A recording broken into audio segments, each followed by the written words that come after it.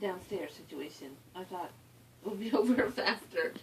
And Ashley was saying, I don't remember Sarah being in this much pain. So I was just like, you know when you're in a lot of pain, you just like get like a warm feeling all over you? I was like dying in the car. So, yeah. No, I did not have them look at my stitches. We talked about it. We talked about it. She asked me if I wanted them looked at. That wasn't what today was about at all. So she just wanted to touch base with my blood pressure. But she confirmed your pain level and all that is good. It's normal.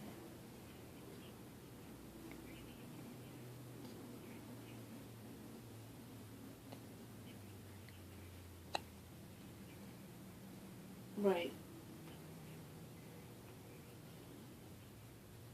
I did indeed.